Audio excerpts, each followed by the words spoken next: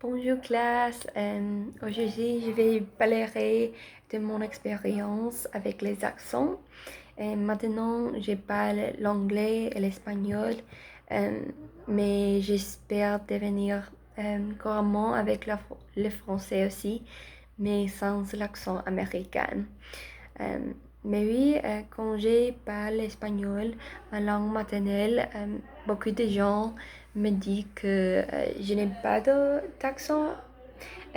Mais quand j'étais plus jeune, mon accent était très fort, au point qu'on pouvait dire que j'étais du Chili, si on déjà parlait l'espagnol. Mais depuis que j'ai commencé à apprendre l'anglais, mon accent a lentement disparu lorsque je parle espagnol. Euh, cela ne veut pas dire que je sens américain quand je parle espagnol. Cela signifie simplement je sens je- que ça sonne neutre. Euh, mais quand je parle anglais, je pense que j'ai aussi un accent neutre, mais j'ai grandi à Philadelphie, donc j'ai définitivement dit quelques mots avec un accent selon mes colocataires. Euh, j'ai dit c'est un mot qu'ils n'utilisent pas dans le sud. Mais à partir de maintenant, je pense que j'ai définitivement des indices accents américains quand je parle français, mais on m'a toujours dit que j'incluais un accent espagnol lorsque je prononce les R.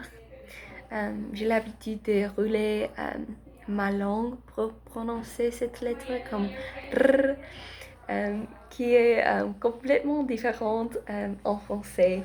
Mais j'espère que je me suis améliorée un peu. Mais oui, je pense qu'avoir un accent fait certainement partie de l'apprentissage d'une langue, surtout si vous n'êtes pas familier euh, avec l'argot ou certaines phrases utilisées par les locuteurs natifs. Mais euh, nous, nous aussi parlons très formellement lors de l'apprentissage du français, ce qui n'est probablement pas ainsi que la plupart des gens en France. Euh, mais j'ai eu plusieurs moments où je ne comprends pas une personne en cause de son accent, spécialement quand j'ai visité le pays de Galles, par exemple. Il parle avec un mélange d'anglais et de gallois, ce qui est presque impossible à comprendre. C'est horrible. Une autre fois, quand j'ai eu des difficultés avec mon ami australien qui s'appelle Matt, quand il parle si vite avec tant de mots que nous n'utilisons pas, mais avec un fort accent en plus. Euh, et aussi, j'ai également eu des moments où je ne comprends pas.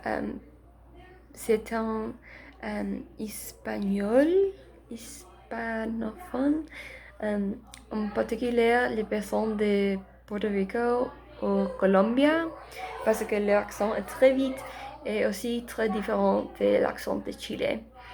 Euh, mais avec les Français, euh, quand j'ai visité la Québec avec ma famille, il y a quelques années, c'était comme s'ils ne parlent pas du français. C'était horrible. L'accent est si différent de ce que nous apprenons à l'école.